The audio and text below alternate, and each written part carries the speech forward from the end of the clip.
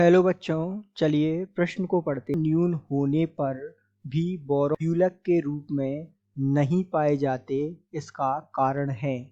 आपको विकल्प दिए हुए हैं। विकल्प ए है बोरॉन परमाणु का छोटा आकार, विकल्प बी है बोरॉन की उच्च विद्युत ऋणात्मकता, विकल्प सी है बोरॉन में डी कक्षकों की अनुपस्थिति और विकल्प डी है अक्रिय युग्म प्रभाव। तो आइए बच्चों, मुख्य अवधारणा को समझते हुए हम इस प्रश्न को हल करते हैं तथा सही उत्तर को समझते हुए सही विकल्प का चुनाव करते हैं। तो सबसे पहले हम समझते हैं मुख्य अवधारणा। तो मुख्य अवधारणा में आइए सबसे पहले हम जो है बोरॉन हैलाइड के बारे में बातें जान ले, जो इस प्रश्न को हल करने में हमारी सहायक होंगी तथा इस आधार पर हम सही उत्तर तक पहुंच पाएंगे। तो सबसे पहले आइए मुख्य अवधारणा जानते हैं। तो बोरॉन हैलाइड के बारे में कुछ बातें इस प्रकार होती हैं कि जो बोरॉन हैलाइड होते हैं, यदि हम बात करें तो इसमें जो बोरॉन होता है, बोरॉन हैलाइड जिसका परमाणु क्रमांक 5 होता है, यदि इसके परमाणु क्रमांक को जो कि Z=5 है, यदि हम इसका इलेक्ट्रॉनिक विन्यास देखें तो वो होता है 1s2, 2s2 और 2p1। तो ये जो है इसका इलेक्ट्रॉनिक विन्यास होता है।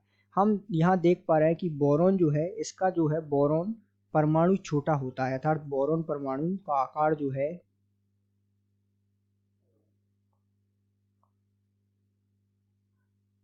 छोटा होता है। जिस कारण से होता क्या है कि बोरॉन का जो आकार है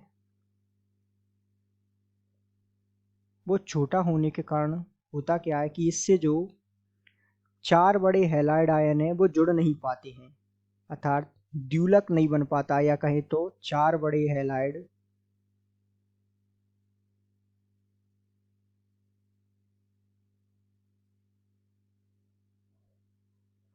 जुड़ नहीं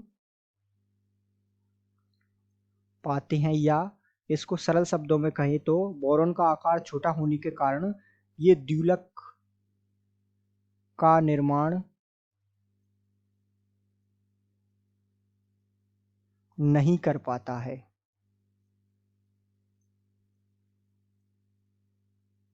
इसके पीछे का कारण, जैसा कि हमने समझा कि इसके पीछे का मुख्य कारण है इसके आकार का छोटा होना, तो इस कारण से ये जो है द्विलक का निर्माण नहीं कर पाता। अब आइए विकल्प देखते हैं।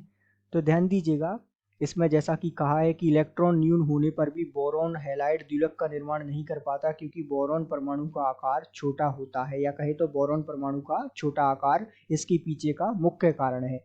तो हम कह सकते हैं कि दिए गए प्रश्न का सही उत्तर विकल्प ए है। आशा करते हैं आपको समझ आया होगा। धन्यवाद।